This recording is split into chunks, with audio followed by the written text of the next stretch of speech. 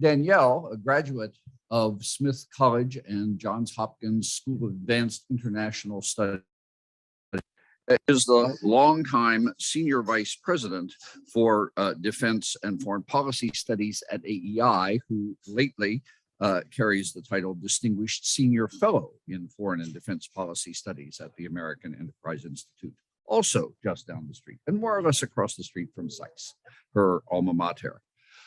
Before joining AEI, Danielle was a senior professional staff member for the Middle East and South Asia for the Senate Foreign Relations Committee, and is, of course, the author of numerous articles, studies, reports, etc. She appears frequently on NBC News, Meet the Press, and you'll catch her also on such channels as CBS News, CNN, C-SPAN, and MSNBC. She appears regularly in the Washington Post, the Wall Street Journal, the New York Times, The Hill, and Politico.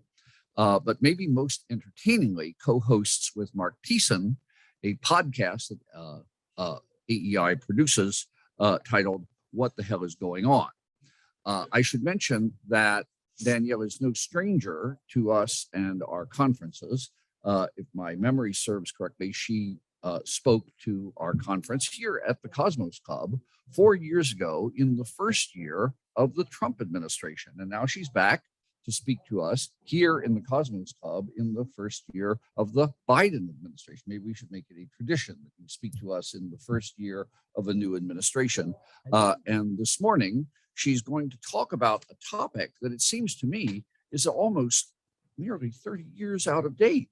That is, who cares about foreign policy anymore? I thought that was the question that was current at the end of history when we arrived in 1992, 93, at the end of the Cold War, the end of history, and everything was about domestic policy and interdomestic issues and healthcare and so forth. And here we are in the midst of a world of crisis, and that's your topic. Yep. Share it with us. First of all, thank you. Thank you very much, Philip, Ambassador Hughes, and all of you. There aren't too many of you here, but I understand that there are lots and lots of people on Zoom and on your live stream. And I had an option to come and be on Zoom, and I really actually enjoy seeing other human beings. It's not that my husband, is boring or my children are tiresome, although that does happen, or that the dogs are a pain in the butt. But actually, I never have an occasion to put on a suit anymore. So I'm dressed up for all of you, and I'm delighted to see you. I actually have a funny recollection from that meeting 4 years ago. So it was a crowded room of people who I remember, because when I worked at the Senate Foreign Relations Committee, obviously our job was to oversee the confirmation or sometimes not confirmation of ambassadors. And so this was like, old home week, where I saw all of these people who I had worked with over the years. And I'm sad not to see some of them, although I'm delighted, those of you that braved the wild streets of Washington to come here in the latter days of COVID, we hope. But I walked out of the meeting. It was a very lively and intense and entertaining meeting. And I walked out, and a man who I will not name because that would be mean, but he was a big supporter of Donald Trump, came out over to talk to me, and he said, I'm looking forward to seeing you in a couple of years and hearing you change your mind about Rex Tillerson, because he's going to go down in history as the greatest Secretary of State there ever was. And I looked at him and said, I'd take a bet on that. And it's perhaps ungracious of me to remember it, except it was such BS. And it really did color a lot of my thinking about the foreign policy of the Trump administration in the first few years that this twit was saying that to me. Anyway, so we'll set that aside as a fun anecdote, but watch what you say to me afterwards, because I will remember it. So the reason, Philip, that I chose that question is not because is not because foreign policy is not important. Obviously, to all of us it is, and I would say to many around the world, obviously, American foreign policy is of paramount importance. The reason I chose it is because I wanted to try to make a point that I think is worthy of our attention, and that is that nobody cares about the facts of foreign policy anymore. Nobody cares about the details of foreign policy anymore. We have embraced a series of bumper sticker ideas about what we should do in the world.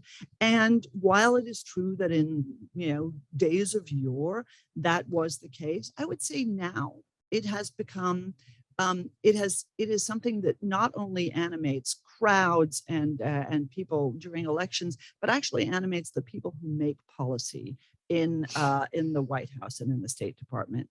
And I have lots of bad things to say about the Biden administration, but in many cases, bad things to say about the Biden administration about things that were continued from the Trump administration.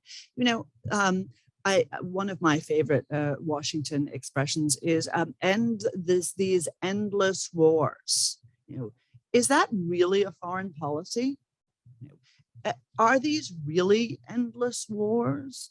Should that be an idea that moves the White House and the State Department, the National Security and the Department of Defense forward, ending wars?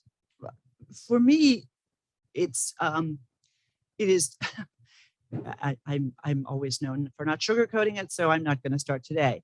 It is more than contemptible to talk about these things in the abstract, just as it is contemptible to label people who believe that the United States has a role to play in the world as warmongers, right? This all started, it's been going on for a long time. It happened during the Cold War, Frank Fukuyama and the end of history, notwithstanding. It perhaps took a little bit of a break in the 1990s, but then it came back, and it has been very much a feature of our foreign policy scene since then. And the reality, of course, is that the United States is in conflicts, is in wars, as you all know all too well, for a reason. There are those of us who respond with our own bumper sticker, which is wars. You do not end wars, you either win them or you lose them. But even there, I would say that's perhaps a little bit of a cheat, being that it is a bumper sticker response. I think that the other response to the question that I posed to myself, do we care about foreign policy anymore? Does anyone care about foreign policy anymore? Is the rise of ideological foreign policy. This is sort of let's call it a corollary to the bumper sticker foreign policy, which is that my party, my group within my party believes X, and therefore we will do X, and we will cram all of our foreign policy into X. How does that work? Okay. We talk about human rights, but insofar as human rights require some form of policy from the United States, we don't actually do anything, or we don't do anything meaningful. We talk about atrocity prevention, and we have meetings, but we don't actually prevent atrocities. Right? We talk about American greatness, but just to put this back on the previous administration, but we don't actually attend to the issues that make America great in the world. In other words, standing up for the principles that we hold dear. All of that has become intensely problematic, not because it wasn't that way before in terms of discussion, but because it didn't pervade the world of policymaking so much as it does today. And for me, the dissonance between what is said and what is done in this Biden administration is enormously troubling. Donald Trump talked too much, and I didn't like what he said. But in terms of his foreign policy, I'm a conservative, and I'm a big, and I'm a big internationalist. I was actually not uncomfortable with it, except on Afghanistan and a couple of other issues. But in this administration, we have a group of people who came to the fore talking about restoring respect for the United States in the world. I don't quite understand how you restore respect for the United States in the world when you scuttle out of Bagram Air Base in the middle of the night and don't tell your allies. That, for me, is not restoring respect for America. When you talk about having an agenda that is devoted to human rights and democracy, and again, I can keep picking on Afghanistan, but I could pick on a ton of other places as well.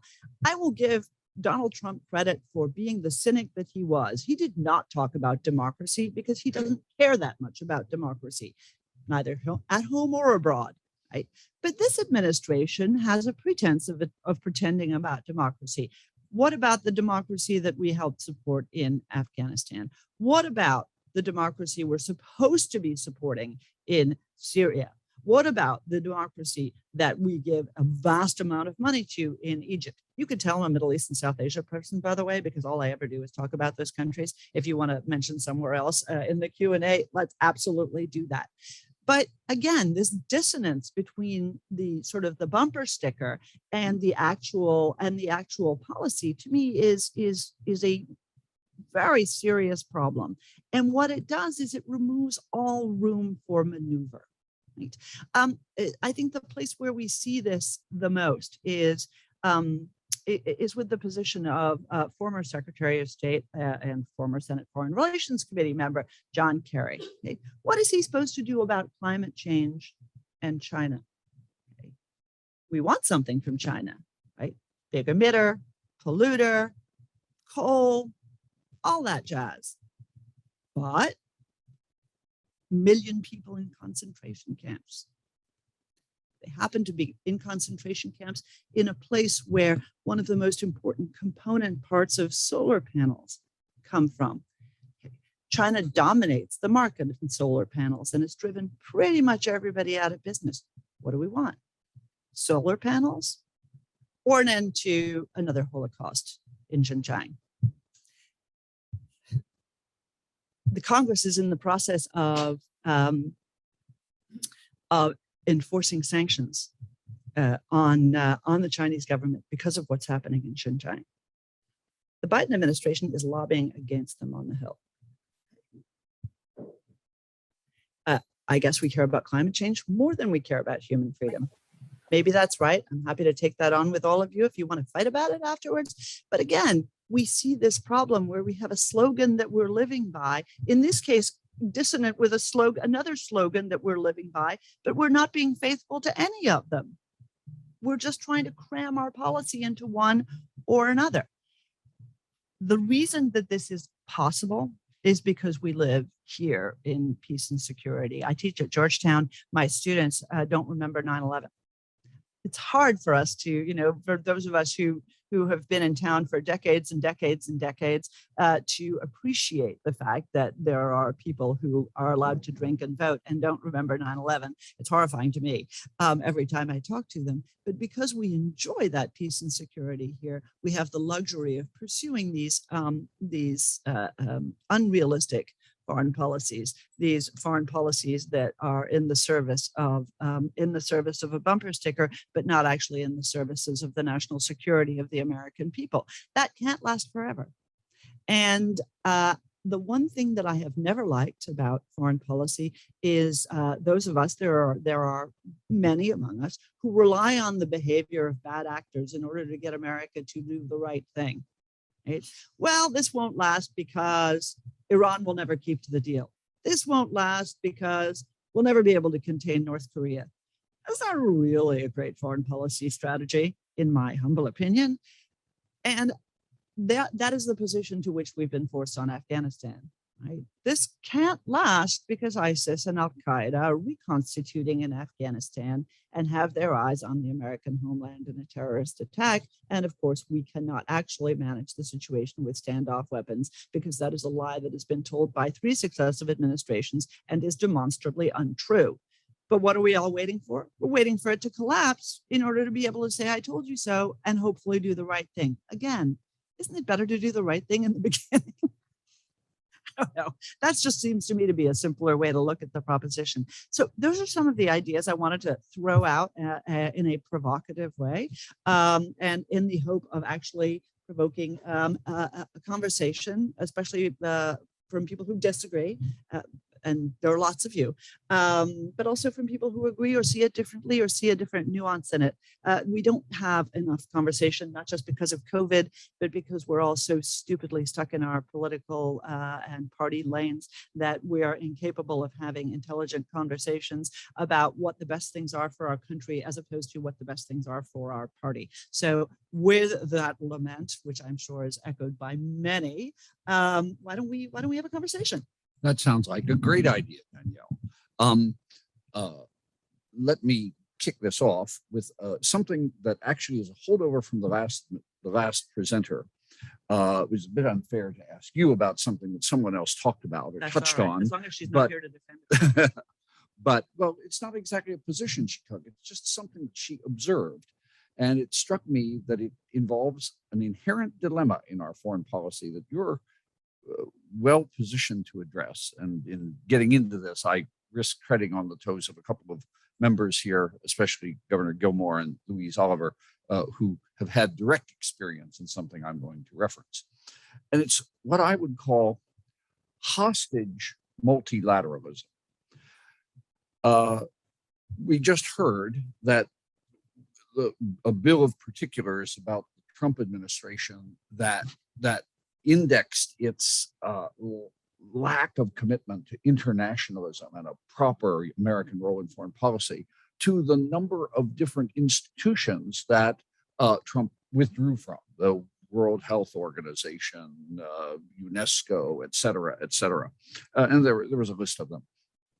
And it struck me that the way foreign policy savants in the city talk about, and maybe outside the city for that matter, talk about our commitment to foreign affairs and a proper foreign policy is, do we participate in these things? Do we stick with them? Do we stay in them? Do we play along with them, even when the results are maybe negative or prejudicial to our interests or whatever? Or do we take energetic action, like withdrawing in the ultimate case, which is taken to be retrograde or negative? Is there any way out of this dilemma? Because it seems like a dialogue of the deaf about something that is really not an end in itself at all, but a means to an end. So thank you, by the way. Thank you for that great setup. This is something that I work on, actually. So together with a colleague who's far more knowledgeable about international organizations than I am, Brett Schaefer at the Heritage Foundation, I have a project on international organizations, and particularly on the specialized agencies of the United Nations. I know, don't all leap up in excitement. We're running about the ITU right now, and I'm just, he keeps calling me and going, "How's it coming?" I'm like, "It's coming slowly." But look, what comes out of this is the same. The Trump administration liked saying, these organizations are garbage. Why should we? What is NATO worth anyway? Why do we do anything at the United Nations? A big, John Bolton, famously said that how many floors was it we should chop off? He had that famous line about it. And that sort of conveyed the attitude of a lot of people. And, mindless antipathy towards alliances and international organization is as stupid as mindless fealty. And we sort of swung between the two, I would argue, because this administration, like a lot of previous Democratic administrations, has a mindless alliance, has a mindless devotion to alliances that is completely untethered to the actual performance of those alliances. When we think about all of these things, the World Health Organization was created to face up to exactly the situation we've been in for the last 2 years, and it royally screwed every single thing up. And it is still screwing every single thing up. We had on our excellently named What the Hell is Going On podcast, we had my colleague, Scott Gottlieb, former head of the FDA, poster child of TV over the last year and a half, author of a new book on this. And Scott said, we have about 15 billion, probably more, doses of various vaccines to administer against COVID. The World Health Organization is in charge of managing that distribution, that supply chain, setting up in places where they don't have it, the infrastructure to actually vaccinate people. Guess what the World Health Organization is doing? Yeah, it's not doing that. Okay, these are its responsibilities. Instead, the World Health Organization is run by this man, Tedros, who was the Chinese candidate who helped cover up what was going on in Wuhan. And only when the facts became so overwhelming was he willing to actually admit that perhaps this merited examination. But this took almost 2 years of dithering, of covering for them. And shockingly to me, he is up for re-election and the United States is supporting him. Okay, that's what I call mindless devotion to international organizations. There are so many great things that the World Health Organization could do, but doesn't. I'm not even going to take the low-hanging fruit of the Human Rights Council, which Brad and I also wrote about. But one of the things that Brad and I tried to do, and we did this with a view to our Congress, is to not say, Donald Trump style, all of these groups suck and let's pull out of them. This is a complete waste of money. No, what we tried to do was lay out what the necessary reforms were. In every case, as you all know better than I do, we give 22% of the budget of each and every one of these organizations unless we're giving more. We have a ton of leverage, not to pull in and pull out as the Trump and Biden administrations did in the case of the Human Rights Council, but to dictate how it is that we want to change these organizations to make them do what they are supposed to do. That matters. Let's talk about NATO for a second. And I'm sorry for ranting, but this is just one of my pet peeves. Let's talk about NATO. Okay. NATO dragged, per Barack Obama, the United States into Libya. What did our NATO allies do? Oh, yeah. Our NATO allies didn't have enough ammo. Our NATO allies didn't have enough bombs. They, as you all know, actually ran out. They didn't have enough lift, and we had to fly more than 60% of the missions because they don't have that lift. What are their obligations as our NATO allies? Isn't it to invest in their own defense?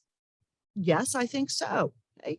Donald Trump, schmuck that he is, got them to invest more in their own defense per their commitment to us. These are the things that I think matter. It's not these sterile conversations in which we all virtue signal how American we are or how internationalist we are, which is basically the bumper sticker tenor of our debate. It is that these organizations need reform. They need repair. And I will give full credit to my friends who worked in the Trump administration and who negotiated a set of improvements to the World Health Organization and the bodies that control it, and then had the rug pulled out from under their feet. By the way, with our allies, with the Brits, with the French, with the Germans, with the Australians, with the Japanese, and then had the rug pulled out from under their feet by Donald Trump, who said we're pulling out in a tweet, I think. So, I think there's a lot to be done. And the last bit of my rant on this, Bill had no idea what a Pandora's box he was opening up here.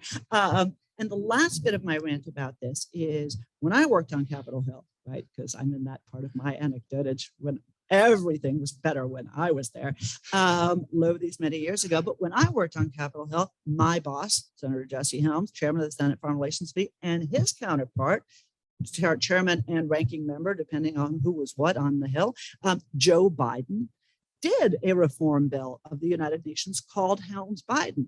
Congress doesn't do anything like that anymore.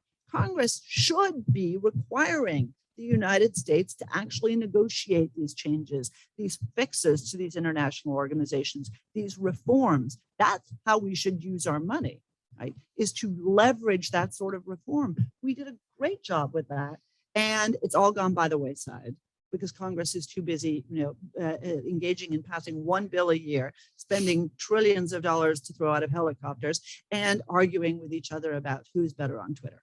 Okay, now I'm done. Well, we have to turn to questioners, but just one quick quip, since you were talking about mindless devotion to mindless fealty to international organizations or mindless enmity toward international or multilateral institutions. I'm reminded of a gem of wisdom from the script of Yes, Prime Minister. It is better to be heartless than mindless. The history of the world is the history of the triumph of the heartless over the mindless. With that, Governor Gilmore, and then Ambassador Towell. And do we have anyone on Twitter? Or no? Okay. All right. Ambassador Gilmore. And while you ask, I'm just going to. Danielle, this is a great presentation. Thank you very much. I mean, really good presentation. I'm not surprised at the Afghan collapse. I read that the government soldiers and the army and the government were basically wondering whether we changed sides, that we were making deals with the Taliban. And we made deals with the Taliban without including representatives from the government. Well, that indicated the Americans were no longer in support of the government or the army. Why in the world would they stand out there with a rifle and fight the Taliban? Why would they do that? So I think it was completely predictable, and two administrations are responsible for that. NATO does matter. And if you don't believe it, look at these Eastern European countries that are desperate to become members of NATO because they think it's going to give them an umbrella of security. And look at the Russians. They're desperate to have those countries not be members of NATO because they think it's going to give them an umbrella of security. So I think we can criticize NATO, and I think that President Trump did improve it. But look, I guess my question to myself is, why did we even fight World War II? Really? Why did we do that? What difference did it make if the Japanese controlled all of East Asia? And what difference did it make if the Nazis controlled all of Europe? Really? We're okay here. We're okay here. So why did we bother to do all that? And I think the answer is because the Germans and the Japanese had a national goal that they were refusing to give up, and we saw it as contrary to America's national interest. That defines a lot about what's going on today in both Europe and Asia. I think the Chinese have made up their minds what they're going to do. And they have not shown any inclination to deviate from that. To the contrary, every report we've seen today is that the Xi regime has doubled down on that. One of the places I disagree with Frank Wiesner was he was basically saying, well, we don't want to get too confronted with the Chinese. We don't want to get too military. We want to, find areas of cooperation, all that bunkum. I think that instead, my question is, what could we do to raise the pain on the Chinese enough that they would change their national goals? Never mind, it'd be great to stop them from committing genocide. It would be great to do that. Or taking over Hong Kong in violation of their treaties. It'd be great to do that. But the big picture is they have a goal. And it's not in the American national interest for them to achieve that goal. This is a recipe for war. And the question is, what could we do to increase the pain on the Chinese now so that they would change their direction? Is that possible? There was so much in there that I want to answer, and it is. I mean, the sort of underlying question, right? Why did we fight? Well, why did we fight World War II? Well, we know why we fought World War II. We fought World War II because the Japanese bombed Pearl Harbor. If the Japanese hadn't bombed Pearl Harbor, I'm not persuaded that we would have gone in. There was enormous antipathy, right? 5 neutrality acts passed in the 1930s. 5. The draft was reinstated in 1940 by 1 vote on Capitol Hill. So the answer is that Winston Churchill, of course, was right. America likes to try everything wrong first before it does the right thing. He didn't quite phrase it that way, but I think that's probably more apt. You bring up this great question. I'm actually writing an op-ed on this now and sort of trying to figure out how to say it. And you actually touched on a lot of the pieces of it, right? Do you want to let Georgia and Ukraine have a map, have a pathway towards NATO, understanding that not only will piss off the Russians, that it will feel like an encroachment on their near abroad, but will also obligate us potentially to fight in a place where we know that the Russians are at least willing to fight a little bit. What do we want to do about China? Right? Do we want to? Okay, you can have Hong Kong, right? That all right? We're angry, but that's it. You can have the South China Sea. We're not pleased about it, but we're not going to do anything more than freedom of navigation operations, right? What about Taiwan? Is that where we draw the line? the argument that I make in this piece, which I hope you'll see somewhere eventually if I ever finish it, is that if you are not willing to fight, in some cases, yes, fight the small battles, you will wait for that triggering event to fight the big battle, and then you will have a war. Okay? Do you want to put it in the most sort of historic terms? Would you rather have a fight with Hitler about the Sudetenland, or would you rather wait until he'd taken France, Belgium, Germany, Austria, and Poland? My feeling is I kind of like to send a message over the Sudetenland, even though who cares about the Sudetenland, right? I mean, I do, but I understand that many didn't. And that's the debate that we have, right? I had a piece about a year ago in Foreign Policy about this sort of discussion that we have among ourselves, right? This fight, and it is, don't do this, don't do anything, don't do that because it'll make them mad. But the way, of course, that they interpret that is very different than the way that we interpret that. They interpret that as weakness, and weakness is not a good thing. If you could have a way of conveying strength at the same time that you are not pushing back, perhaps that would be good, but we haven't figured that one out yet. And the piece that I wrote in Foreign Policy laid out when it is that America acts, and we sort of touched on this before. We always wait for the cataclysm, right? We didn't do anything about Osama bin Laden after the Cole. We didn't do anything about Osama bin Laden after the Africa bombings, after the Africa embassy bombings. We didn't do anything about it after the, after the murder of Massoud, although that was only a day or two before 9/11. No, we waited for 9/11. Maybe we should have done something before. I don't know. What do you think? So the fact that our foreign policy and our debate is centered around this question about waiting for a cataclysm in order to act seems to me to be mistaken. And that sets completely aside the moral and strategic imperatives that I think exist no matter what, to do something about Xinjiang, because we said never again. But it turns out we just liked saying it. We didn't actually mean it. We like saying never again, but we're really okay with 500,000 Syrians being murdered, chemical weapons, barrel bombs, the Russians, the Iranians. This just boggles my mind. Because if you let that happen, your credibility is gone. We care about human rights? No, we don't, right? We don't care about human rights. That's the bottom line. So anyway, rant. I know I'm very ranty today. I'm sorry. It's because I haven't seen anybody in so long. Ambassador Howell. And I'll try and be more concise because I know we have no time. Please don't be concise, madam, because that was absolutely brilliant. Oh, thank you. I spent 30 years in the State Department. I speak 4 languages. I taught school for a long time. So I like your focus on language in dealing with foreign policy. So I'm going to focus on something you said about not all that wonderful substance, but attacking bumper stickers. I'd like to know why I had 30 years old dictatorship. I did work on Capitol Hill for 3 years. In the Reagan administration, I knew Helms and Joe Biden. I called him, hello, Mr. Chairman. I smiled and blinked my blue eyes. But I worked with a wonderful guy, the former mayor of Indianapolis, Indiana, Dick Lugar, and his staff. Wonderful human being, just died.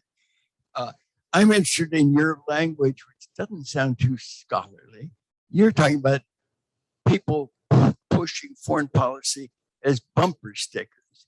I'd like to ask you to comment on another bumper sticker that I see that I think is, I shouldn't say disgusting, that's not substantive. How do I say disgusting and still be substantive? I don't know. Reprehensible. Republican in name only. Dumb people. George Washington, Abraham Lincoln, Woodrow Wilson knew there were 2 parties. Everybody in this room knows there are 2 parties. How do you say Republican in name only when everybody except rustics in the bushes up in the mountains belong to one party or another? How stupid.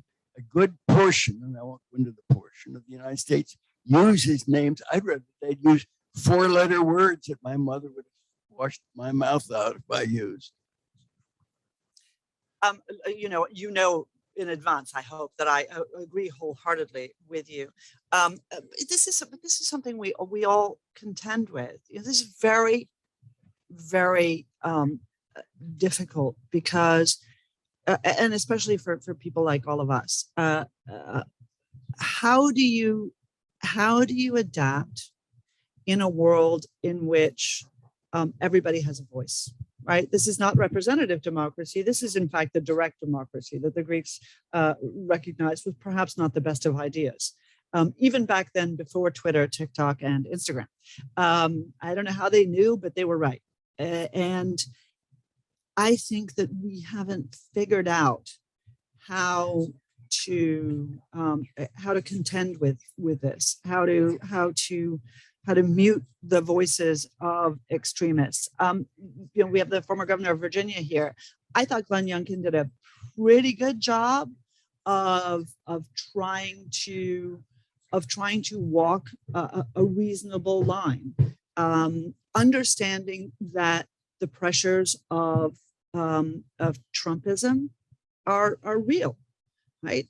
And understanding that a lot of people who voted for Donald Trump are not terrible human beings who use the expression rhino or anything else, but actually we're looking for something in American politics that's missing, much as the rise of populism in Europe is answered by exactly that, because they're looking for something that's missing.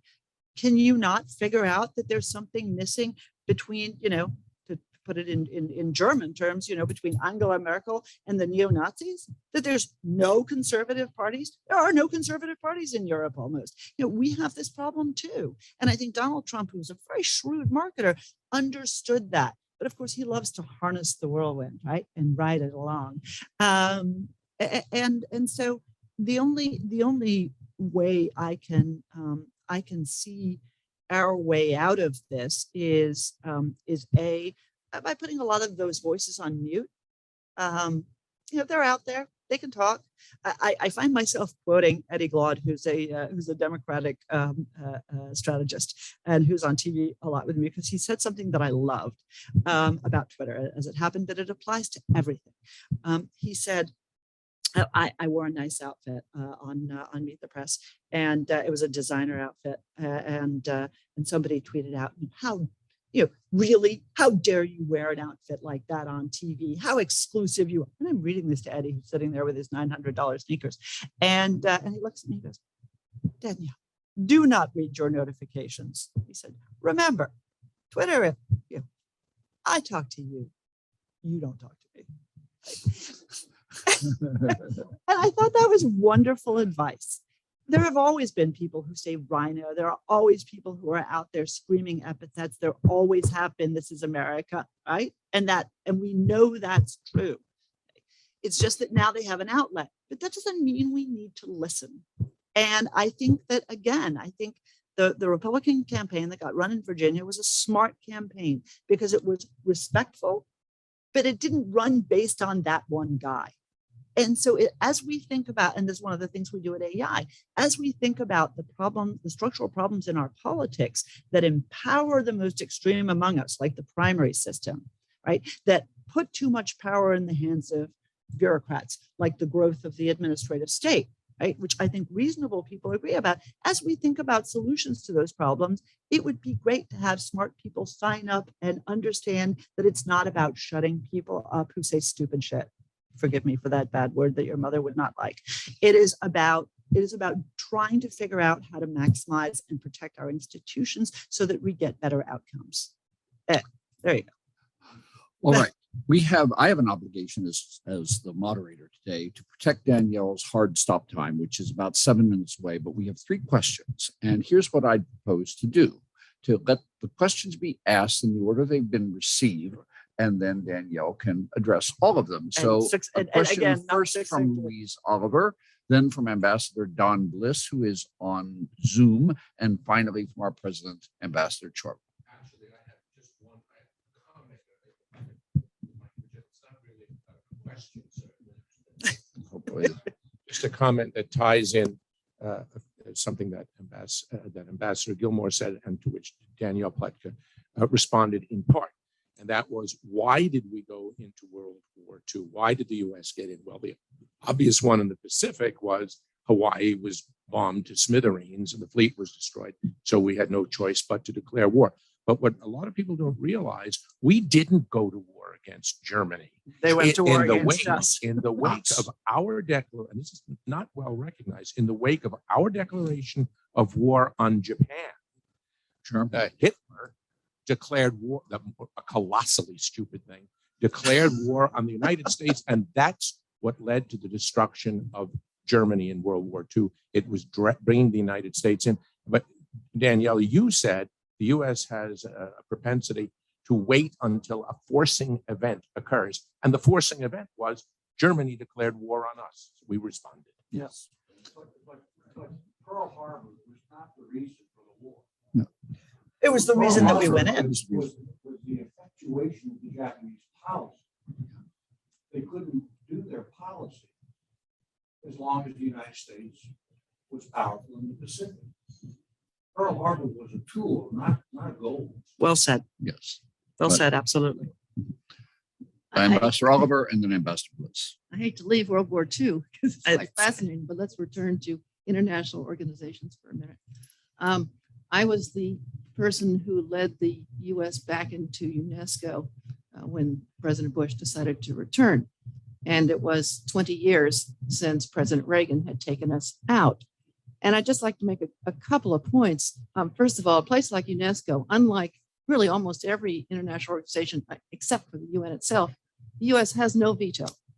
So you're really talking old-fashioned real diplomacy when you start getting engaged in these kinds of organizations. One tries, outnumbered significantly, to advance American priorities and defend ourselves from other countries' agendas. But with no veto, it's very, very difficult. So sometimes the best strategic decision for an organization is in fact to leave, which is what President Reagan did. It's what President Trump decided to do with the Human Rights Council, with WHO, with the Climate Accord, which he didn't believe in the policy direction. So sometimes it is not just being irritating, but it is a strategic decision. And it was because of the strategic decision of leaving UNESCO that the leaders, the new leaders of UNESCO, the Japanese diplomat, negotiated reforms in that organization, which enabled us to come back. In most multilaterals, like the UN itself, since we would probably never be willing to leave, we don't have that kind of stick to use for negotiations.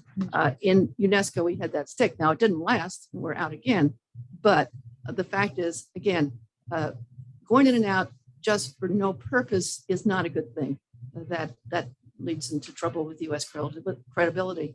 But if there is a real reason, a strategic reason, then it can often make sense. And I might add one other thing, which is it has been said that these organizations are simply tools, which they are.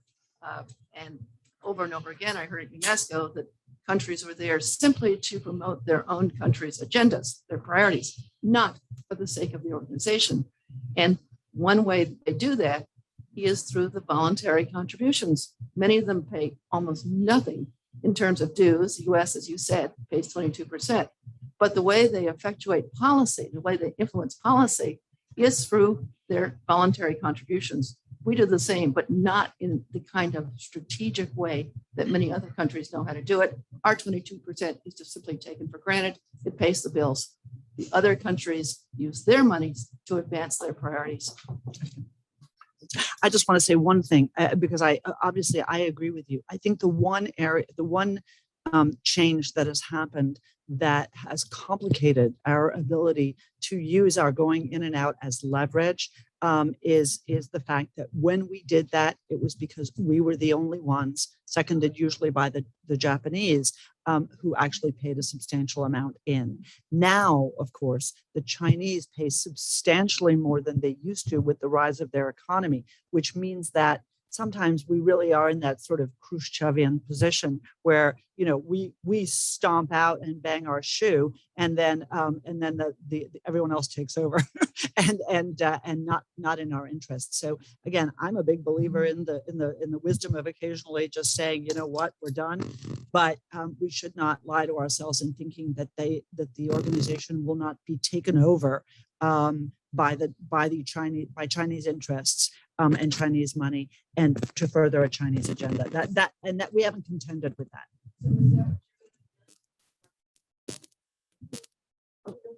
We do a lot. We talk a lot about that. We talk a lot about it. Okay, and so finally, Ambassador Don Bliss. So this question is coming from Ambassador Don Bliss. He asks, wouldn't it help to confirm U.S. ambassadors who can exercise U.S. leadership and work for reforms at IO's, e.g. Sully Sullenberg? What am I supposed to say here? You know, that everybody has their rights and prerogatives. Yes, it would be nice if ambassadors got confirmed. It'd be nice if the Biden administration complied with the law and didn't allow Nord Stream 2 to go forward. And then a bunch more would be confirmed. I'm not gonna take on Ted Cruz. He's meaner than I am and probably smarter than I am, and he has a hell of a lot more power than I do.